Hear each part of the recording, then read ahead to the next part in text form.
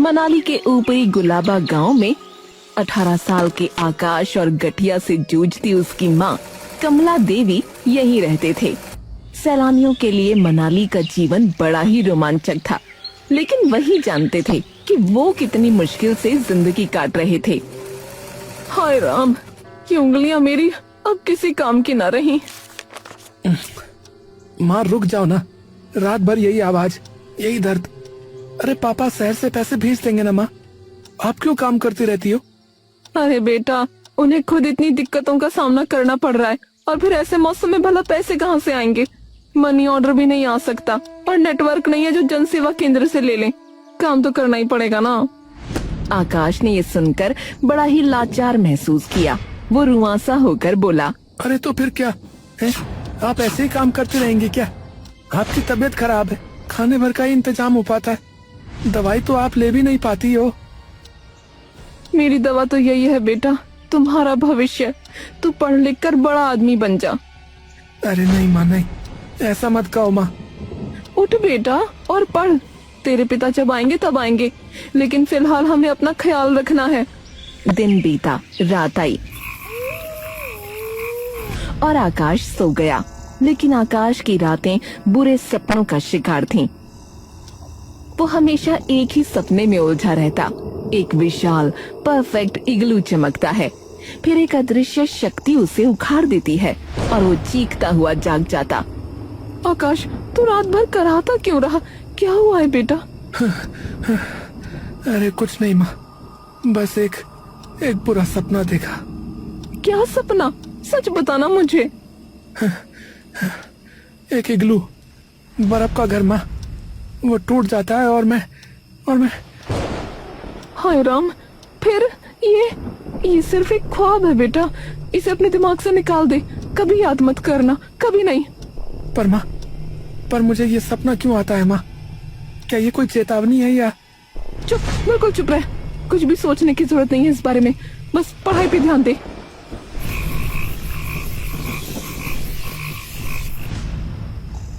आकाश हमेशा इस सपने को इग्नोर कर देता था, लेकिन वो बार बार आता था। पता नहीं क्या परेशानी है मेरे साथ। हे भगवान, मेरी मदद करो। इस दौरान जनवरी ने अपना क्रोध उड़ेला। 3 दिन की भीषण बर्फबारी।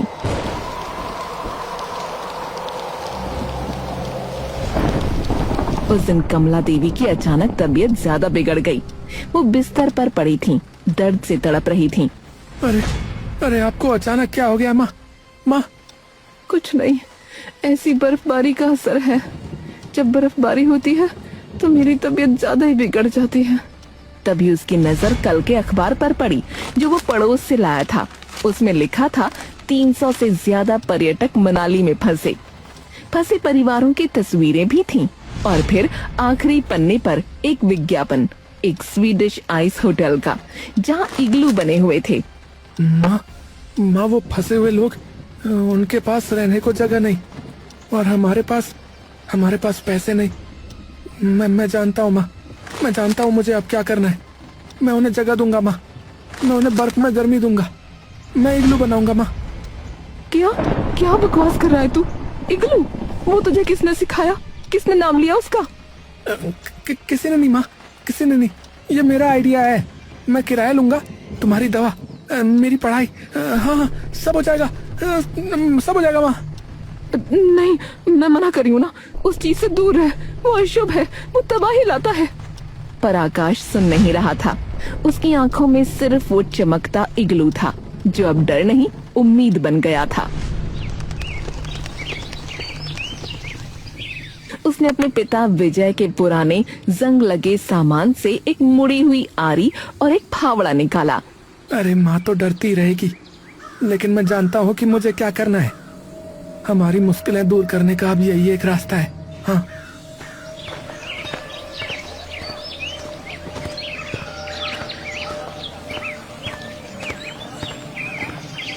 वो गांव के बाहर मुख्य रास्ते से दूर एक सुनसान जगह पर पहुंचा, जहां बर्फ जमी हुई थी कठोर। उसने पहला वार किया, आरी फिसल गई।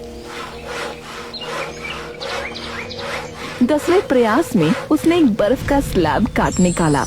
वो गर्व से उसे देख ही रहा था कि अरे बाप रे, अरे क्या नजारा है ये।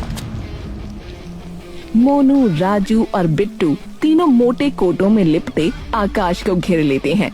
अरे हमारे गांव का टॉपर अब जो है बर्फ का मजदूर बन गया रे। अरे क्या उगा रहा है यहाँ प्रोफेसर साहब? अरे क्या उगा रहा है? बर्फ के फूल तो नहीं उगा रहा है तू? अरे जाओ यहाँ से जाओ, ये तुम्हारी जमीन नहीं है, जाओ। अरे हाँ, पूरा गुलाबा गांव इनके पापा की जागीर है, समझा? यहाँ कुछ भी करना हो तो इनकी इजाजत चाहिए। हाँ, वो आकाश को जोर से धक्का देता है। आकाश बर्फ पर गिर पड़ता है और मोनू आकाश के बनाए बर्फ के ब्लॉक पर अपना भारी बूट रखकर जोर से दबाता है। ब्लॉक चकनाचूर हो जाता है। अरे देखा तेरी मेहनत, तेरा सपना ले टूट गया, ले अब कर ले। वो हंसते चिल्लाते हुए चले जाते हैं। आकाश की पीठ में दर्द था, हाथ छिले थे, पर उसके मन में एक जलती हुई जिद पैदा हो गई थी। ये बेवकूफ लोग मुझे रोक नहीं सकते, मैं अपना काम जरूर करूंगा। हाँ,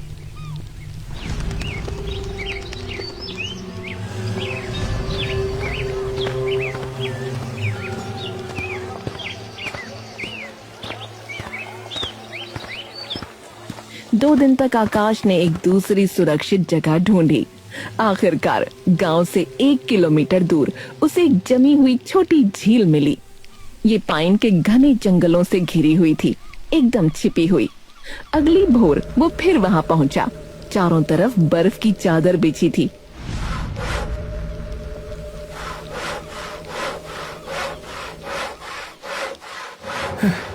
अरे नहीं नहीं नहीं नहीं, अरे ये फिर से टेढ़ा कट रहा है। अरे कैसे बनाते हैं इसे ये? अचानक वो रुक गया। उसकी हथेलियों में एक अजीब सी गर्मी फैली। उसकी आंखों के सामने एक धुंधली तस्वीर उभरी। एक गहरी परिचित आवाज उसके कानों में गूंजी। अरे ऐसे नहीं रे मेरे आकाश, ऐसे नहीं बेटा, तेज नहीं, धीरे से। ले ले, ब्लेड को पकड़, हल्का सा तिरछा। हाँ बस ऐसे ही। अब आगे पीछे कर। देखा देखा बेटा, ये ब्लॉक तो बिल्कुल सही निकला बेटा। शाबाश शाबाश मेरे बेटे, शाबाश। ये क्या था? ये आवाज, वो हाथ, पापा पापा। पर पापा तो शहर गए हुए ना। शायद मुझे उनकी याद आ रही है, इसीलिए हो रहा है। खैर मुझे अपना काम जो है ना जारी रखना चाहिए। वो एक नए विश्वास के साथ आरी उठाता है। इस बार बर्फ का ब्लॉक एकदम सही, चिकना और मजबूत कटता है। मजा ही आ गया। अब काम हो जाएगा, अब काम हो जाएगा रे, अब काम हो जाएगा। आकाश अब उस जमी हुई झील पर घंटों बिताता है। बर्फबारी हो रही थी, लेकिन उसे किसी बात की चिंता नहीं थी। उधर उसकी माँ कमला देवी परेशान थी कि उसका बेटा कहाँ चला गया। वो तो इग्लू बनाने में लगा हुआ था।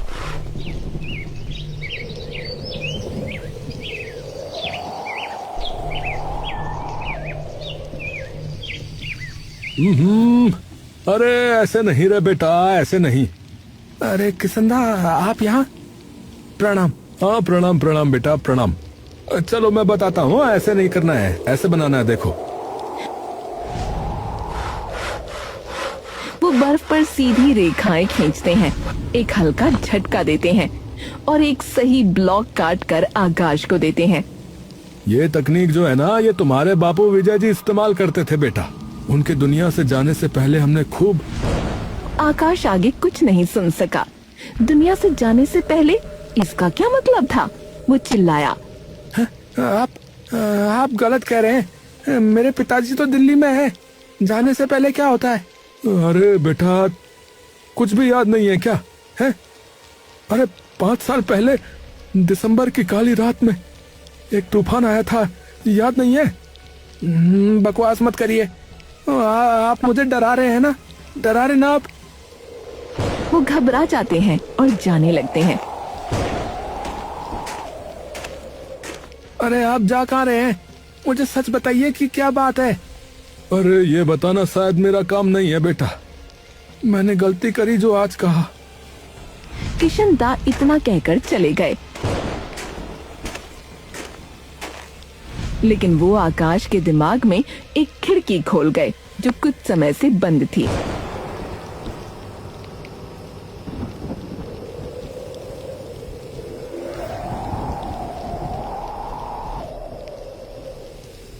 उस रात उसे वही सपना फिर से आया, लेकिन इस बार कुछ ज्यादा ही स्पष्ट।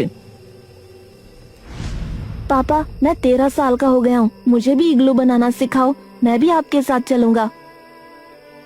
अरे ठीक है बेटा, चल फिर चल। विजय उसे ले गए।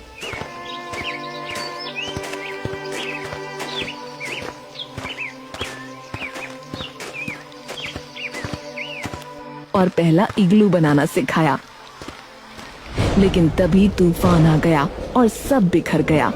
विजय ने सबको बचाया, पर आखिर में वो और आकाश रह गए। अब बेटा तुम इस इग्लू में बैठ जाओ बेटा, ठीक है बेटा। और पापा आप? अरे मैं देख तो लूं बेटा, और कोई तो बाहर नहीं फंसा है। नहीं पापा, नहीं, मत जाओ पापा। जैसे ही विजय आगे बढ़ा, इग्लू में एक दरार आई और वो गिरने लगा। विजय वापस दौड़ा और उसने आकाश को ढक लिया, और फिर पहाड़ से एक बर्फ का पहाड़ टूटकर उन पर आ गिरा। आकाश बेहोश हो गया। विजय ने वहीं दम तोड़ दिया। हाँ देखिए, आपके पति जो है वो अब इस दुनिया में नहीं रहे, और आपके बेटे के दिमाग में भी चोट लगी है, जिसकी वजह से शायद उसकी कुछ यादें चली जाएंगी अब। हे भगवान! आकाश घबरा कर जाग उठा। वो सुन्न हो चुका था। उसकी माँ सिलाई मशीन के सामने खाली नजरें लिए बैठी थी। माँ, मुझे अब सब याद आ गया है। माँ, मुझे सब याद आ गया है। नहीं, हाय राम, नहीं। क्यों? ये झूठ क्यों रचा माँ? खुद को इस नरक में क्यों झोंका? मेरे लिए माँ? तुम्हारे पिता की आखिरी नजर तुम पर थी बेटा। वो चाहते थे तुम जियो। डॉक्टर ने कहा था सच याद आया तो तुम टूट जाओगे। मैंने सोचा अगर तुम्हें लगे बाप जिंदा है, दिल्ली में तुम्हारे लिए मेहनत कर रहा है, तो तुम भी जीने की कोशिश करोगे। आकाश माँ के कंधे पर सर रखकर फूट फूट कर रो पड़ा। उसने संकल्प लिया, अब वो सिर्फ पैसा नहीं बल्कि पिता के सपने को साकार करेगा।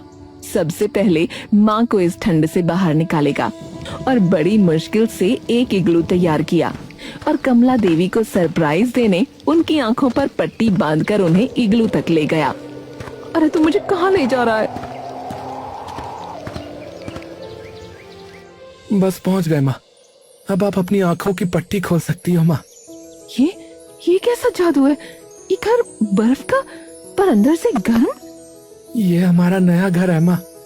जब तक पुराना ठीक नहीं होता हम यहीं रहेंगे। यहाँ न ठंड घुसेगी न छत टपकेगी। ये पापा की याद और हमारी नई शुरुआत है माँ। पर तभी मोनू, राजू, बिट्टू गुस्से में आ धमके।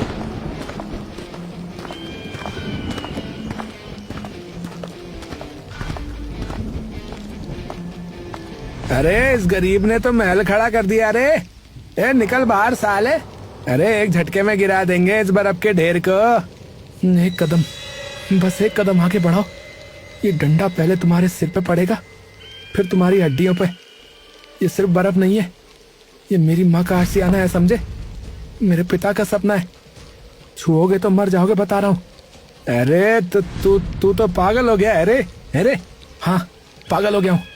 अपनी माँ के लिए, अपने पिता की याद के लिए। अब भागो यहाँ से, नहीं तो।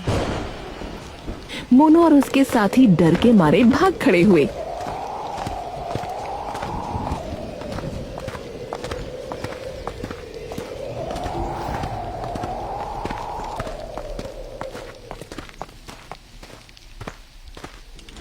आकाश कांप रहा था, पर उसकी जीत हुई थी। दरवाजे पर खड़ी कमला देवी के चेहरे पर गर्व था।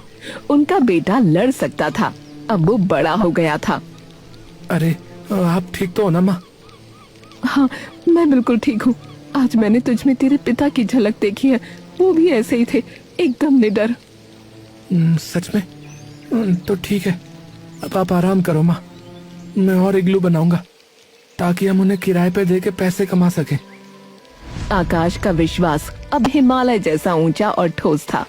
उसने किशन दा के साथ मिलकर माँ की इग्लू के पास एक विशाल भव्य इग्लू का निर्माण शुरू किया। इस बार उसने दीवारें मोटी की, अंदर कई कमरे बनाए और एक विशेष दीवार पर उसने पिता विजय की फटी तस्वीर, उनका पुराना कंपास और आइस एक्स लगाई। अरे लगा दिया बेटा, तुमने तुम्हारे पिता का दिल यहाँ की दीवारों में धड़कने को लगा ही दिया। अब ये सिर्फ बर्फ नहीं है बेटा, एक मंदिर है। हाँ किसंदा, अब यहाँ पर हर सांस में पापा रहेंगे। पहला परिवार आया, एक पति पत्नी और उनका 8 साल का बेटा जो ठंड से कांप रहे थे। ये कौन है भैया? अरे ये मेरे पिता है और ये इग्लू उनकी आखिरी सांसों से बना है। वो पूरी कहानी सुनाता है, वो हादसा, याददाश्त का जाना, माँ का बलिदान, सब कुछ। हे भगवान, ये तो एक महाकाव्य है। तुमने हमें ठहरने की जगह ही नहीं, जीने का साहस दिया बेटा। अब तुम्हारे पिता तुम पर गर्व कर रहे होंगे बेटा। उस परिवार ने सोशल मीडिया पर कहानी डाली, एक न्यूज चैनल ने खबर चलाई, मनाली का igloo boy from tragedy to triumph. 2 दिनों में दर्जनों बुकिंग आई। आकाश ने 2 और इग्लू बनाए। उसने किशन दाव और गांव के 2 युवकों को काम पर रखा। फिर एक दिन 3 शर्मसार चेहरे आए।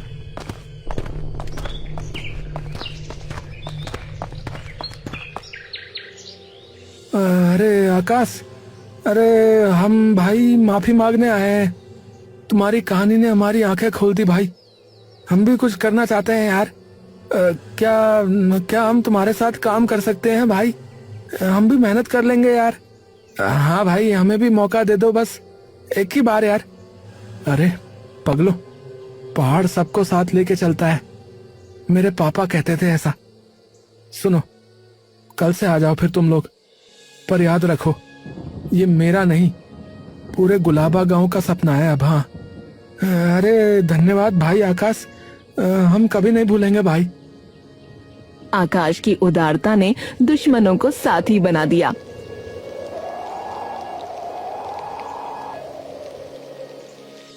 पहली कमाई का पहला नोट उसने माँ के हाथ में रखा। लो माँ, ये आपकी उंगलियों के दर्द की कीमत है। अब आप आराम करो, ये सिलाई मशीन अब केवल हमारी यादों में रहेगी। मेरा बेटा, तूने न सिर्फ हमें गरीबी से बाहर निकाला, बल्कि हमारी इज्जत भी लौटा दी बेटा। एक शाम फोन की घंटी बजी।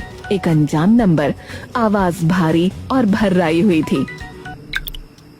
क्या मैं विजय के बेटे आकाश से बात कर रहा हूँ? जी जी जी, मैं ही आकाश हूँ, बताइए। मैं रवि सिंह, तुम्हारे पिता का सबसे पुराना दोस्त, उनका साथी गाइड। मैंने तुम्हारी कहानी पढ़ी बेटा। तुमने वो कर दिखाया जो विजय सालों से सपना देखता था, एक सस्टेनेबल आइस टूरिज्म मॉडल का। वो कहते थे बर्फ कठोर है रवि, पर इंसान का सपना उसे घर बना देता है। तुमने उनके सपने को सांसें दे दी बेटा। रवि चाचा, मैं तो बस। बेटा, अगले सीजन में मैं पूरा इन्वेस्टमेंट और ट्रेनिंग लेकर आऊंगा। हम मनाली को एक मॉडल बनाएंगे। तुम्हारे पिता की विरासत अमर रहेगी बेटा।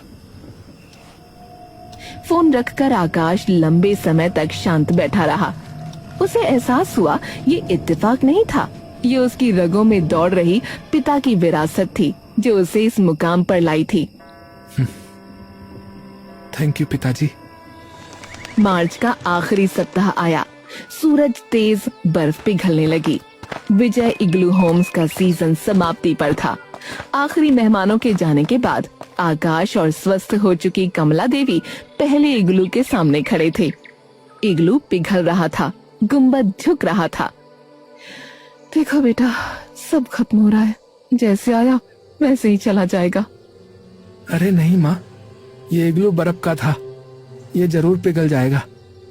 पर पापा की वो आखिरी मुस्कान, आपकी हर रात की वो टक टक, मोनू राजू का पहला ईमानदार पसीना, ये सब कभी नहीं पिघलेगा माँ, कभी नहीं। हमारा असली इग्लू तो अब यहाँ हमारे दिल में और पूरे गांव की यादों में बस गया है माँ। अरे सही कहा बेटा, सही कहा। बर्फ पिघलती है पर पर्वत अपनी गाथा कभी नहीं भूलता बेटा। तुमने इस गांव को एक गाथा दे दी है बेटा, एक गाथा दे दी है। तभी मोनू, राजू, बिट्टू और सारे साथी वहाँ आ गए। सबके हाथों में छोटे छोटे पत्थर थे। अरे आकाश भाई, हम सबने सोचा जब ये इग्लू पिघल जाएगा तो भी हमें याद दिलाने के लिए कुछ तो रहना चाहिए। ये लो, हर एक पत्थर पर हमने अपने नाम और आज की तारीख खो दी है। इसे हम इसी जगह पर रखेंगे भाई, एक फाउंडेशन स्टोन की तरह। अरे धन्यवाद, धन्यवाद भाइयों, धन्यवाद। अरे विजय इग्लू होम समर रहे भैया। हाँ हाँ, विजय इग्लू होम समर रहे। आकाश ने माँ का हाथ थामा और नई शुरुआत की ओर देखा। शुरुआत अब हुई थी, अंत कभी नहीं होगा।